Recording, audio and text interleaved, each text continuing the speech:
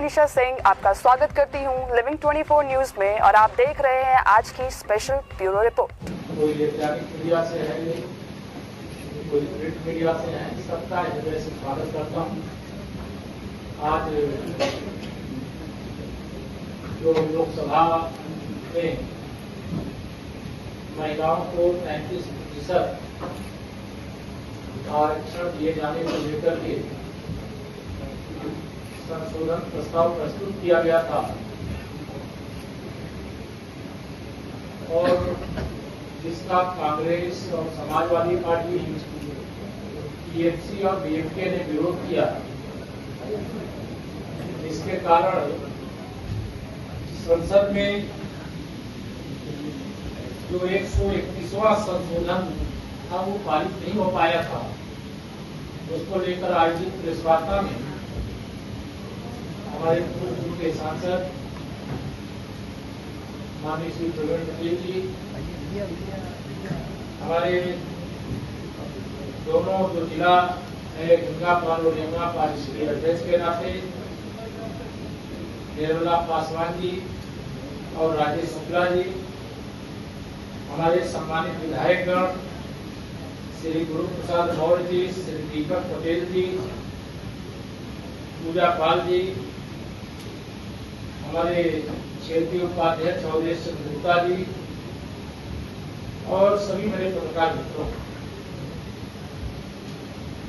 15, 16, 17, 18 का जो दिन था अप्रैल का, उसको लेकर के देश की आधी आबादी टकटकी लगाए बैठी थी कि अब संसद में महिलाओं को आरक्षण देने का जो संशोधन प्रस्ताव लाया गया है, जिसके आधार पर 2029 से देश की लोकसभा के चुनाव में और राज्य के विधानसभा के चुनाव में 33% महिलाओं को आरक्षण मिला था,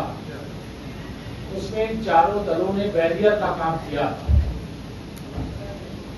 इसके कारण आधी आबादी गुस्से और क्रोध से भरी हुई। देश के अलग अलग राज्यों में, उत्तर प्रदेश की राजधानी से लेकर के अलग अलग जिलों में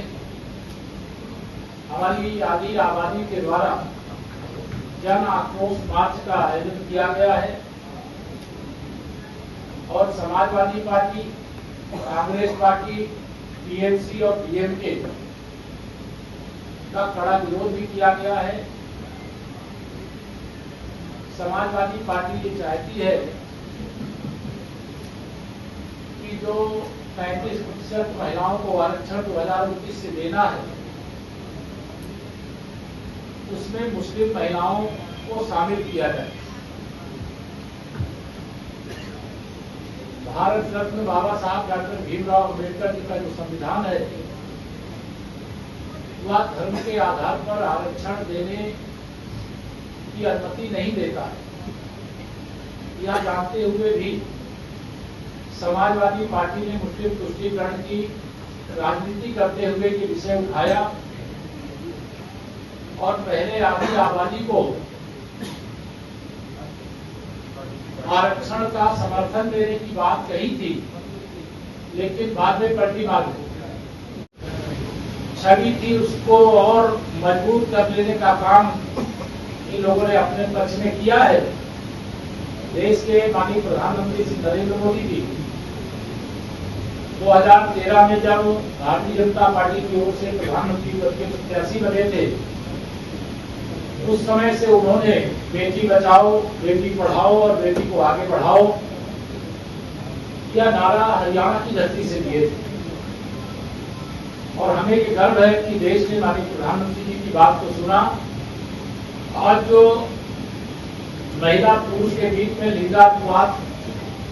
2013 का था, उसमें बहुत बड़े पैमाने पर सुधार हुआ है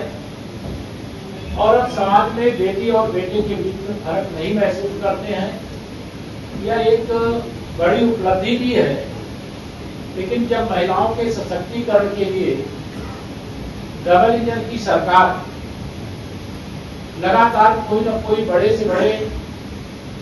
अच्छे से अच्छे काम करती है तो उसमें बाधा डालने का काम कांग्रेस की अगुवाई में, समाजवादी पार्टी की अगुवाई में इंडी गठबंधन के द्वारा किया जाता है। सदन के अंदर हमारे पास और 54 सांसद होते तो शायद इनकी तरफ हमें देखने की जरूरत नहीं थी और महिलाओं को 2019 के लोकसभा चुनाव से ही आरक्षण दिए जाने की शुरुआत हो जाती। पर सीमत का कार्य यह भी लंबे समय से नहीं हो पाया है, वो अभी इस सदन के अंदर लाने का काम किया गया। लेकिन जो सबसे प्रमुख मुद्दा था वो 33% महिलाओं को आरक्षण देने की बात। एक बात बहुत उल्लेखनीय है, श्री राहुल गांधी, उनके घर में 2 महिलाएं, एक उनकी मां श्रीमती सोनिया गांधी और एक उनकी बहन श्रीमती प्रियंका वाड्रा। ये दोनों संसद में हैं, एक राज्यसभा में है, एक लोकसभा में। श्री अखिलेश यादव, उनकी पत्नी लोकसभा की सांसद हैं और इन दोनों दलों को अगर ध्यान देकर के देखें, इनको ये लगता है कि उनकी मां, उनकी बहन सांसद बन जाए, उनकी पत्नी सांसद बन जाए, बाकी की देश की जो और प्रदेश की जो आधी आबादी है उसको उसका हक ना मिले। ये परिवारवादी दल है और परिवारवादी दलों की मानसिकता ही महिला विरोधी है। महिलाएं गृहस्थी जब इतना योग्यतम ढंग से चलाने का काम कर सकती हैं, जहां उनको प्रधान बनने का मौका मिलता है, जहां उनको महापौर बनने का मौका मिलता है, जहां चेयरमैन बनने का मौका मिलता है, जहां उनको विधानसभा या विधान परिषद या लोकसभा या राज्यसभा में अवसर मिलता है, उन्होंने योग्यता प्रदर्शन किया, श्रेष्ठता प्रदर्शन करने का काम किया है। जब सरकार के अंदर उनको हिस्सेदारी मिलने का समय आया, तब कांग्रेस और समाजवादी पार्टी, इन दोनों लोगों ने महिलाओं को आरक्षण दिए जाने का विरोध किया। महिलाओं को आरक्षण दिए जाने का विरोध किया और उसका मैं ये मानता हूं कि आने वाले 2027 के विधानसभा चुनाव में समाजवादी पार्टी को इसकी भारी कीमत चुकानी पड़ेगी और कांग्रेस को 2019 के लोकसभा चुनाव में जो संख्या बल उनके पास है, शायद उनका आधा भी नहीं बचेगा और टीएमसी महिलाओं का आरक्षण दिए जाने का जो विरोध किया है, उसका जवाब पश्चिम बंगाल की महिलाओं को मजबूती के साथ दे रही है और वहां भारतीय जनता पार्टी की सरकार बनने जा रही है। क्योंकि केरल का चुनाव संपन्न हो चुका है, आसाम का चुनाव संपन्न हो चुका है, तमिलनाडु में भी महिलाओं में बहुत गुस्सा है। तो मैं यह मानता हूं कि सपा और कांग्रेस ने अवसरवाद, टीएमसी ने अवसरवाद, डीएमके ने अवसरवाद को तराशा, परिवारवाद को तराशा और महिलाओं का समर्थन जो आरक्षण के मुद्दे पर देना चाहिए वो देने का काम नहीं किया गया। मेरा यह मानना है कि जब आधी आबादी किसी भी दल को वोट नहीं देती है तो उसका राजनीतिक अस्तित्व संकट में पड़ जाता है। तो इस समय कांग्रेस हो, सपा हो, टीएमसी हो, डीएमके हो, ये अपने अस्तित्व की लड़ाई लड़ रहे हैं और आने वाले समय में महिलाएं और मजबूती के साथ इन सब चारों दलों को सबक सिखाने का काम करेंगी।